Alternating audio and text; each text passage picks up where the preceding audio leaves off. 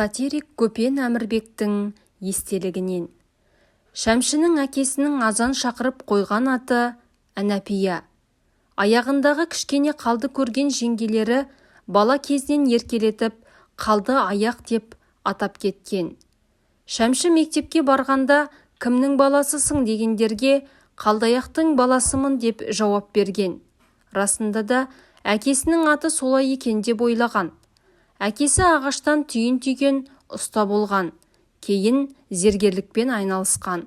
Ал анасы Сақып Жамал той думандарда көпшіліктің құлақ құршын қандырып, құйқылжытып ән салатынын көзі көргендер осы күнге шейін елжіреп еске алады. Бірақ бала Шәмші әншілікпен әуестенбеген. 7 класты бітірісімен Сарағаштың іргесіндегі Қапланбек мал дәрігерлік зоотехникалық техникумын 4 жыл оқып, диплом алысымен отан алдындағы борышын өтеу үшін әскерге шақырылады. О жақта әскери училищеде оқиды. Оны бітіріп, қызмет атқарып елге оралғасын Ташкенттегі Хамза Ниязи атындағы музыкалық училищеге түседі.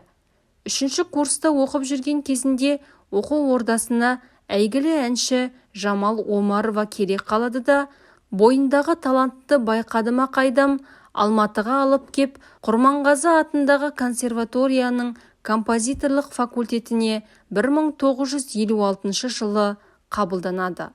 Институт қабырғасында жүріп шығарған қанат қақты Қызылшақа әндерін эфирге алып тұра жүгірмей әуелі академик Ахмет Жұбановқа тыңдатады. Латиф Хамидидің кеңесін құлағына құйып, өзін өзі іштей шыңдаған. Құдай берем десе, бірақ сәт. Қазан төңкерісінің 40 жылдық мерекесіне орай ұйымдастырылған республикалық жабық бәйгеде аты жөні белгісіз Шәмші Қалдаяқовтың әні бас бәйгені жеңіп алып, елді елең еткізеді. Бұл кім? Студент. Іле-шала қайықта жүрек сыры атты 2 әнін шығарғанда Шәмшінің аты шартарапқа жайылып шарықтайды. Негізі Шәмші Қалдаяқов басына бақ қонған сазгер. Кәрі құлақ қариялардың сөзіне илансақ, адамның басына бақ 3 рет қонып, 3 рет ұшады екен.